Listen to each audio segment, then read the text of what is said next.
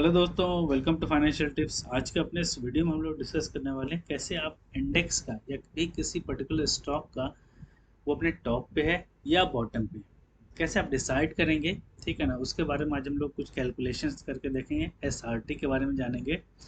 तो चलिए शुरू करते हैं अपने इस वीडियो को। आगे बढ़ने से पहले अगर आप मेरे चैनल पे पहली बार आए तो सब्सक्राइब करें और बेल आइकन प्रेस करें ताकि लेटेस्ट वीडियो का नोटिफिकेशन मिलता रहे। तो चलिए शुरू करते हैं अपने इस वीडियो को। अब यहाँ पे एस आर टी आ गया, ठीक है ना। एस आर टी के बारे में हम लोग डिस्कस करेंगे आगे, क्या है एस आर टी। सबसे पहले हम लोग समझ लेते हैं कि एक साल में, है ना, we observe following points in index या फिर किसी पर्टिकुलर स्टॉक में आप ये ऑब्जर्व करें, एक साल में there are only 247 to 252 trading sessions होते हैं। कितना ट्रेडिंग सेशन होते हैं? 247 से 252 तक, ठीक है। जिसमें से अगर इसका हाफ करेंगे आपके पास 124, 125 या 126 हो जाएगा, आधा, ठीक है ना। अगर किसी पर्टिकुलर साल का हम निकालेंगे, वो भी हम लोग हिस्टोरिकल डाटा से कैलकुलेट करके देख लेंगे कितना ट्रेडिंग सेशन होता है। तो we can take half of this trading session. For easy calculation we take 124। 125 पे भी आप कैलकुलेट कर सकते हैं, कोई इसमें इशू नहीं है, ठीक है ना। Now calculate 125 SMS simple moving average हम कैलकुलेट करेंगे 124 का, जो लगभग पिछले 6 महीने के डाटा को बताएगा अपने 6 मंथ के एवरेज से उसका कितना प्राइस है, ठीक है ना। क्लोजिंग प्राइस 124 एसएमएस से ऊपर है या नीचे है, ठीक है। फ्रॉम या तो इसका चार्ट से हम लोग डिसाइड करेंगे या कुछ मैथमेटिकल कैलकुलेशन देखने के लिए हम लोग एक्सेल शीट का यूज करेंगे। And from mathematical calculation we use Excel sheet for mathematical calculation. अच्छा, ये वीडियो जो बताया गया था नीतीश सर के द्वारा, ठीक है ना, इसको थोड़ा सा इजी फॉर्म में मैंने बना लिया है ताकि आप एक्सेल शीट के हेल्प से किसी भी इंडेक्स का या स्टॉक का आप एसआरटी कैलकुलेट कैसे करेंगे, ठीक है। और यहाँ पे नीचे डिस्क्रिप्शन में मैं लिंक भी दे दूंगा नीतीश सर के उस वीडियो का जो एन के स्टॉक टॉक में के यूट्यूब चैनल पे पब्लिश हुआ था, ठीक है। तो उसका भी यहाँ पर डिस्क्रिप्शन में लिंक दे दूंगा, वहाँ से भी आप सर का वीडियो को देख सकते हैं। और थोड़ा इजी फॉर्मेट में मैं यहाँ पे बना के दे दूंगा ताकि आपको एक्सेल शीट के हेल्प से आपको कब यहाँ पे डिसाइड करना है कि वो अपना बेस फॉर्म बना रहा है, वहाँ पे हमें बाय करना है या नहीं करना है, ठीक है। तो चलिए आगे बढ़ते हैं अपने इस वीडियो में। तो एस आर टी होता क्या है? स्पेकुलेशन रेशियो टेरिटरी, ठीक है ना। अब it is usually to find index का टॉप और bottom which will define the buying and selling zone, ठीक है। वहां पे क्या इंडेक्स का टॉप बना रहा है या बॉटम बना रहा है, जो कि बताएगा, डिफाइन करेगा कि वहां पे बाय करना है या फिर सेल करना है, ठीक है। जिसको हम प्रैक्टिकली भी करके देखें, अभी थ्योरेटिकल पोर्शन को पहले कवर कर लेते हैं। तो कैलकुलेट एसआरटी कैसे कैलकुलेट करेंगे? जो भी क्लोजिंग स्पॉट, जैसे निफ्टी 50 का हम निकालेंगे तो निफ्टी 50 का जो भी क्लोजिंग प्राइस होगा, मतलब कल के डेट का 22 जून कल था, 22 जून का क्लोजिंग जो भी रहा होगा, है ना, उसका स्पॉट का डिवाइडेड बाय 124 एसएमए करेंगे तो वो जो भी वैल्यू आएगा that is SRT. Okay, in average market situation, ठीक है ना, या एवरेज रेंज मार्केट सिचुएशन में ये लाइज फ्रॉम 0.99 टू 1.1, हो सकता है 0.98 तक भी जाए, लेकिन उसी के आसपास रहता है, ठीक है। And in market correction it goes below 0.9, अगर मार्केट में थोड़ा करेक्शन आ जाए तो इसमें 0.9 के नीचे आ जाता है, जैसा अभी हम लोग कैलकुलेट करके देखेंगे।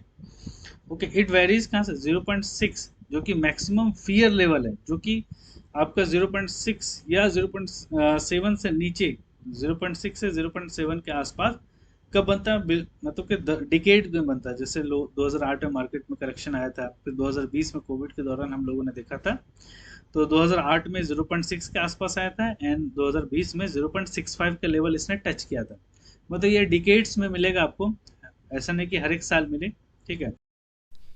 1.5 का जो लेवल वो मैक्सिमम ग्रेड का सिचुएशन, मतलब काफ़ी मार्केट में बुल रन चल रहा होगा।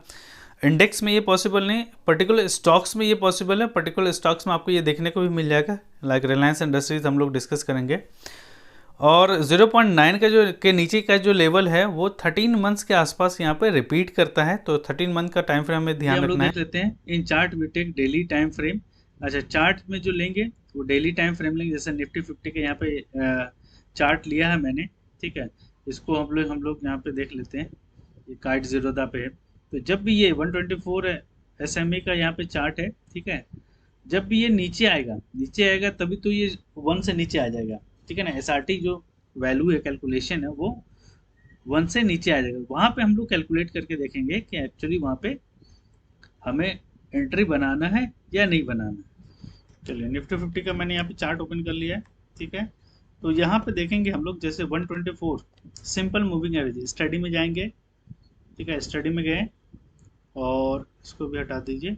मूविंग एवरेज है यहाँ पे, आप सेलेक्ट कर लीजिए मूविंग एवरेज, यहाँ पे सर्च कर लीजिए और पीरियड कितना रखना, 124 क्लोज रखना और सिंपल रखना, ठीक है। कलर इंडिकेशन यही रहेगा और यहाँ पे बस आकर डन कर देना, और कुछ नहीं करना हमें, ठीक है। 124 सिंपल मूविंग एवरेज, ठीक है, और क्लोज पे लेना है, और कलर जो भी आप रखना चाहें वो रख लीजिए, ठीक है। अब जब भी ये यहाँ पे निफ्टी 50 है ना, स्पॉट ये हो गया, इससे क्लोज जैसे नीचे गया मतलब 1 के नीचे आएगा ही आएगा। ये 2020 का है, 23 मार्च 2020, जब इसने 0.65 वैल्यू बनाया था, जो कि हम स्लाइड्स में जैसा भी डिस्कस किया हम लोगों ने कि 0.65 के आसपास 2020 में आया था। उसके बाद 2008 में जो करेक्शन आया था, जैसे आप देखें पीछे की तरफ जाएं चार्ट को लेके, क्योंकि जब जब नीचे आया है, ठीक है, तो हमें वहां पे या तो निफ्टी इंडेक्स या निफ्टी 20 में इन्वेस्ट करना है। यहाँ पे देखें, अभी हम लोग सिर्फ इंडेक्स की बात करेंगे, फिर जब स्टॉक्स के बारे में चर्चा करेंगे तो स्टॉक्स में कौन कौन स्टॉक लेना उस पर भी डिसाइड करेंगे।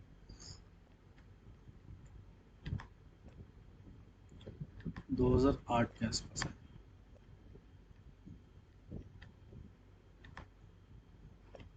ठीक है, ये 2008 हो गया। एक यहाँ पे इसका 6 के आसपास आया था, ठीक है ना, मतलब 7 से नीचे आया था। 7 से नीचे जनरली आपको डिकेट्स के आसपास मिलेगा टाइम, और 0.9 से 0.8 के बीच आपको हर 13 महीने के आसपास टाइम फ्रेम में मिलता है कि 0.9 से 0.8 के बीच आ रहा हो ये एसआरटी का वैल्यू, ठीक है।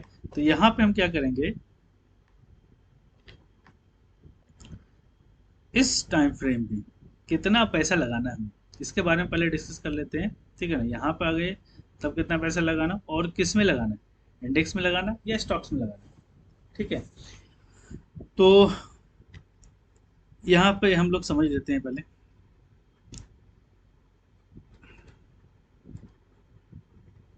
कैलकुलेशन ऑफ इसका देखें, spot divided by 124 SMA, stock, और स्टॉक के केस में देखेंगे close price divided by 124 SMA, ठीक है। और चार्ट हम लोगों ने देख लिया था। अब how we invest with SRT, अगर आप इंडेक्स में इन्वेस्ट करना चाह रहे हैं, या तो निफ्टी 20 में ले लें या फिर इंडेक्स म्यूचुअल फंड में इन्वेस्ट करना चाह रहे हैं, तो जैसे एसआरटी का वैल्यू 9 से नीचे आएगा, ठीक है ना, less than and equal to 9 होगा, यहाँ पे देखिए less than and equal to 0.9, then allot fund around 30%। मान लीजिए आपके पास 100 रुपये है, 30 रुपये यहाँ पे हम इन्वेस्ट करेंगे, ठीक है। फिर इसमें वेट करेंगे, अगर एसआरटी का value less than equal to 0.8 आए, 0.8 या उससे कम आए थोड़ा सा भी, तो देन हम लोग यहाँ पे कितना अलॉट करेंगे, 30%, मतलब 30 रुपये, 100 में 30 रुपये और लगा देंगे, ठीक है। उसके बाद इफ इट कम्स 0.7, ठीक है, या फिर less than 0.7, then we allot क्या 40%, मतलब 40 रुपये, 100 में 40 रुपये और लगा देंगे। बट 0.6 या 0.65, मतलब 0.7 से नीचे जैसे ही आए, ठीक है ना, हमारे पास उस टाइम जितना भी फंड रहेगा, या तो उसमें इंडेक्स फंड में लगा देंगे या फिर ब्लू चिप स्टॉक्स में लगा देंगे, जो कि अपने सेक्टर का लीडर होगा, ठीक है ना। तो यहाँ पे आपको जो भी डिसाइड करना है, या तो इंडेक्स में या फिर ब्लू चिप स्टॉक्स में पैसे लगाने हैं उस मार्केट सिचुएशन में, जब मार्केट में जबरदस्त करेक्शन आया हो। तो ये आपको कुछ वैल्यूज है, इसको आपको ध्यान में रखना है। 0.9 के आसपास आपको 30% अलॉट करना है आपके फंड वैल्यू का, 0.8 के आसपास भी 30%, 0.7 के बिलो या इक्वल टू अगर आए तो 40% लगाना है। क्योंकि 0.6 से 0.65 के आसपास डिकेड में आता है, या आपको 10 साल में एक बार मौका मिलेगा इतना पैसा लगाने का। तो यहाँ पे जैसे ही आ जाए, तो आपके पास उस टाइम जितना भी फंड है, चाहे इधर उधर से इकट्ठा कर लें, आपको ब्लू चिप स्टॉक्स या फिर इंडेक्स फंड में या निफ्टी 20 में आपको लगाना है। अब ब्लू चिप स्टॉक्स भी वही लेना जो सेक्टर का लीडर हो, ठीक है ना। उसके बाद फिर then how to book profit in index and bees. Index and bees में प्रॉफिट जो बुक करेंगे, book profit 50% when SRT value 1.15 के लेवल पे आ जाएगा, ठीक है।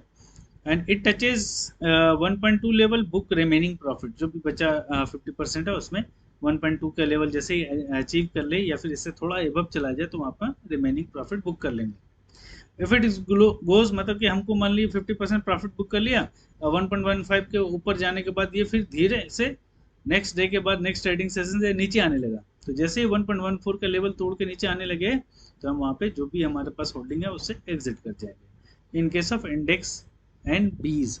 ओके, अगर आप जैसे स्टॉक्स में इन्वेस्ट करते हैं तो स्टॉक्स में ये जो लेवल है, जैसे 0.6 से 1.5 का लेवल हमने डिसाइड किया था।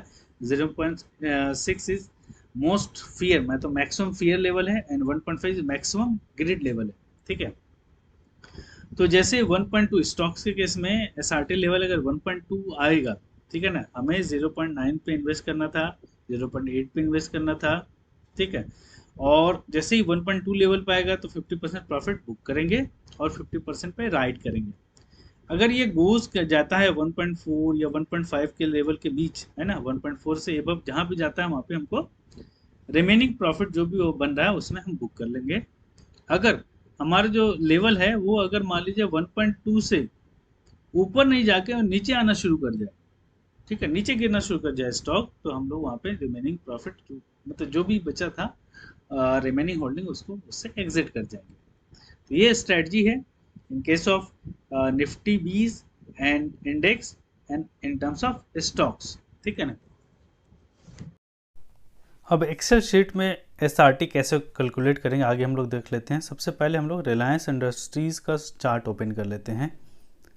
चेक करना, फॉर एग्जांपल मान लीजिए यहाँ पे रिलायंस इंडस्ट्रीज का चेक करना चाह रहे हैं, रिलायंस इंडस्ट्रीज, ठीक है, उसका चलिए चार्ट ओपन कर लेंगे इसी तरीके से। देखिए यहाँ रिलायंस इंडस्ट्रीज का चार्ट ओपन हो गया है, ठीक है ना। अब उसका हम देखेंगे कि ये 124 SMA से नीचे कब कब गया है और कहाँ तक गया है, ठीक है। उसका हम लोग यहाँ पे स्विंग ट्रेड या फिर थोड़ा इन्वेस्टमेंट के लिए आप लोग इस टर्म का एसआरटी का बहुत अच्छे से यूज़ कर सकते हैं, ठीक है। रिलायंस का मैंने डाटा पूरा डाउनलोड किया हुआ है उसका एक्सेल फॉर्मेट में, तो वहाँ से हम लोग देख लेते हैं कैसे करेंगे, ठीक है। तो यहाँ पर आप NSE इंडिया पे चले जाइए, ठीक है। NSE इंडिया में जाने के बाद इसमें अगर कोई स्टॉक्स को आपको करना है तो जब भी स्टॉक सेलेक्ट करेंगे वो ब्लू चिप स्टॉक्स होना चाहिए या फिर अपने सेक्टर का लीडर होना चाहिए, ठीक है। तो फॉर एग्जांपल मान लीजिए रिलायंस इंडस्ट्रीज आप यहाँ पे सेलेक्ट कर रहे हैं, ठीक है। रिलायंस इंडस्ट्रीज में जाएंगे, ठीक है, नीचे चले जाइए, यहाँ से नीचे आ जाइए, ओके, और हिस्टोरिकल डाटा में जाएंगे। हिस्टोरिकल डाटा में जाने के बाद नीचे यहाँ पे आपको ऑप्शन दे रहा है, ठीक है ना। तो नीचे जो ऑप्शन दे रहा है, जैसे यहाँ पे डेट आप सेलेक्ट कर लीजिए, मान लीजिए आप 2019 से देखना चाह रहे हैं डाटा। 19 इसलिए मैंने सेलेक्ट किया है क्योंकि 2020 में करेक्शन आया था, उसका भी डाटा मेरे पास आ जाए, ठीक है ना।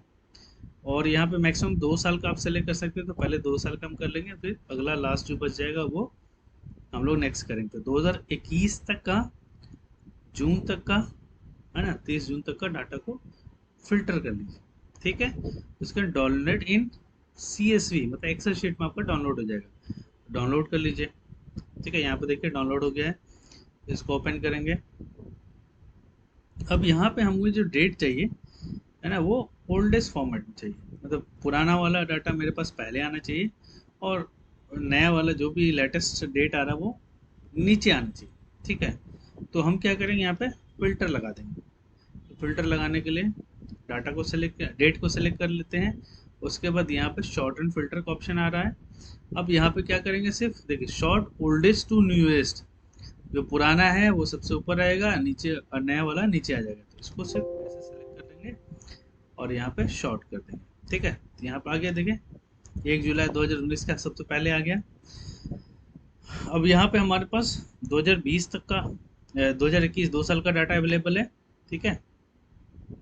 इस तरीके से आप देख सकते हैं 2 साल का डाटा हमारे पास अवेलेबल है। अब जो लेटेस्ट का है उसका भी हम डाउनलोड कर लेते हैं। तो यहाँ पे डेट चेंज कर लेंगे। अब यहाँ पे 1 जुलाई 2020 से अभी तक आप टिल डेट का 2021 सॉरी। तो यहाँ पे आप डेट डाल दें। ईयर पहले सेलेक्ट कर लेते हैं 2021। ओके, 2021 जुलाई 1 से। एंड आज मार्केट क्लोज हो चुका है 2022 जून होगा, जून 23 तक। ओके, यहाँ पे फिल्टर कर देंगे। फिल्टर करने के बाद यहाँ पे डाउनलोड CSV। ओके, ये डाउनलोड हो गया आपका। ठीक है, इसमें भी सेम काम करेंगे। यहाँ पे भी इसमें फिल्टर लगाएंगे, है ना, sort and filter and oldest to newest कर देंगे, ओल्डेस्ट टू न्यूएस्ट। ठीक है, ये कर दिया हमने। अब इसको क्या करेंगे, select all, control A and control C, copy. Some issues, कोई बात नहीं। तो हम यहाँ पे इसको सेलेक्ट ऐसे मैनुअली कर लेते हैं।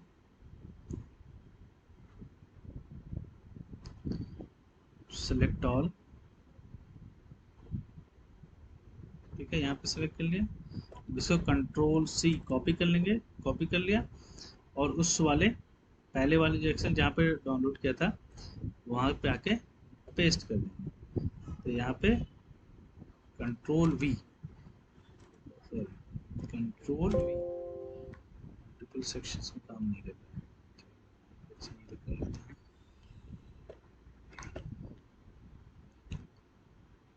कॉपी, ठीक है, कॉपी हो गया। फिर यहाँ पे जाके मैनुअली कर लेते हैं पेस्ट, पेस्ट। ठीक है, अब सारा डाटा हमारे पास आ गया है।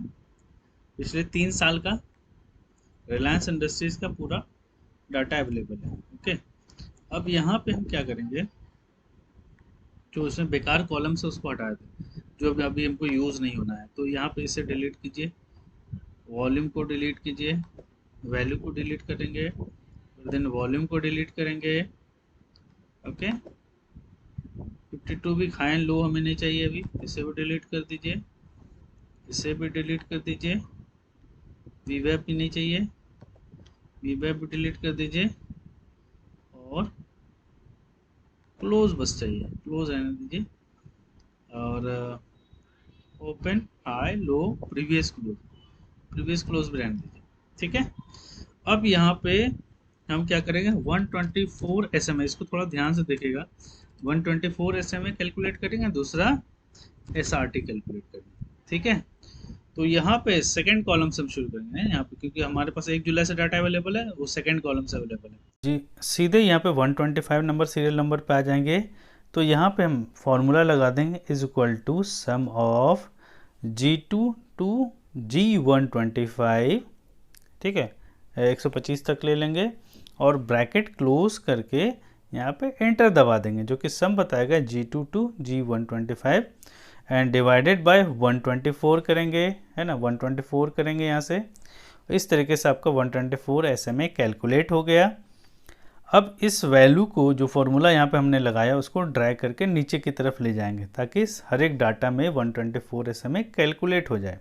ठीक है, तो आपका यहाँ पे अपडेटेड जो भी वैल्यूज़ आया था 23 जून तक का, वहाँ पर आपका कैलकुलेट हो गया, है ना, 124 SMA। अब उसके बाद हम लोग SRT कैलकुलेट करेंगे। SRT का फॉर्मूला हम जान रहे हैं, क्लोज डिवाइडेड बाय 124 SMA। तो यहाँ पर भी सेम फार्मूला लगा देंगे, जो फार्मूला आया था क्लोज डिवाइडेड बाय 124 SMA। तो क्लोज है इक्वल टू G125, है ना, यहाँ पे जो, क्योंकि जो 125 कॉलम पे ले रहे हैं तो, और यहाँ पे ही SMA 124 SMA कैलकुलेट हुआ है, तो सेम चीज़ यहाँ पे कर देंगे, equal to G125 divided by H125। ठीक है, तो यहाँ पे इसको डिवाइडेड बाय H125 करके एंटर दबा देंगे। ठीक है, एंटर दबाते ही आपका यहाँ पे SRT वैल्यू आ गया। तो उसी तरीके से यहाँ पे इसको ड्रैग करके नीचे की तरफ ले आएंगे ताकि सारा अप टू डेट वैल्यू का जो भी डाटा आपके पास अवेलेबल, वहाँ पे SRT कैलकुलेट हो जाएगा। तो इस तरीके से आप यहाँ पे SRT कैलकुलेट कर सकते हैं in terms of Excel sheet, है ना। हमने क्या बोला था, नॉर्मल रेंज बॉन्ड मार्केट में 0.99 या 0.98 से लेके 1.1 के बीच ये वैरी करता है। ठीक है, नॉर्मल मार्केट सिचुएशन में जब रिलायंस इंडस्ट्री क्योंकि ज़्यादा नहीं गिरा है मार्केट करेक्शन में, तो इसलिए यहाँ पे इसका देखिए वैल्यू कहाँ से कहाँ तक वैरी कर रहा है। स्टार्टिंग से ही देखते हैं 2020 से।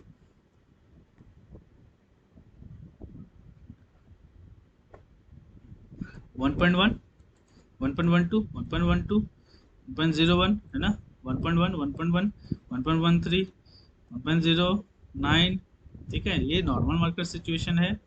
जब करेक्शन आया था, क्योंकि मार्च में करेक्शन आया था, ठीक है 2020 में, वहाँ पे डाटा जाके चेक करेंगे हम लोग। 0.98 यहाँ से शुरू हुआ, ठीक है 0.98, 0.96, 0.96, 0.92 एंड 0.91, 0.92, 0.90। ठीक है, यहाँ से शुरू हुआ करेक्शन 5 मार्च 2020।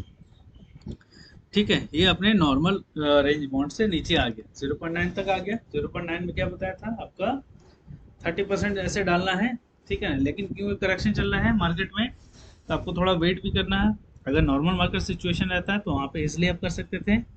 ठीक है, तो यहाँ पर अगर मान लीजिए आप पैसा लगाना भी चाह रहे हैं तो 20 to 30% स्टॉक के केस में अलोकेट करेंगे। अब ये जैसे गिरेगा 0.8 से नीचे गिरेगा, ठीक है ना, तो 0.77 आया, 0.77 9 मार्च के आसपास आया है। फिर यहाँ पे अलोकेट करें, कितना करेंगे, है ना, उसी तरीके से 20 से 30% यहाँ पे अलोकेट करेंगे। और फिर देखिए 0.7 से नीचे जब आएगा, 0.7 के आसपास आ गया, मतलब कि इसके नीचे भी जा सकता है। उस टाइम मार्केट सिचुएशन बहुत ख़राब था, 16 मार्च से लेके 23 मार्च तक। 23 मार्च में बहुत ज़बरदस्त गिरावट आया था। तो यहाँ पे देखिए उस टाइम ये आया था 0.63। रिलायंस इंडस्ट्रीज का स्टॉक 917 पे आ गया था उस दिन का क्लोज प्राइस। ठीक है, 19 मार्च 2020, और उसके बाद 884 तक गया था। 23 मार्च में सबसे ज़्यादा गिरावट आया था यहाँ पे 0.61। ठीक है, जरूरी नहीं कि आप यहाँ पे पकड़ाएं। अगर यहाँ पे भी पकड़ते हैं आप स्टॉक को, जब 0.63 गया था, इवन 0.61 गया था, तब भी आप पकड़ लेते हैं ऐसे स्टॉक को।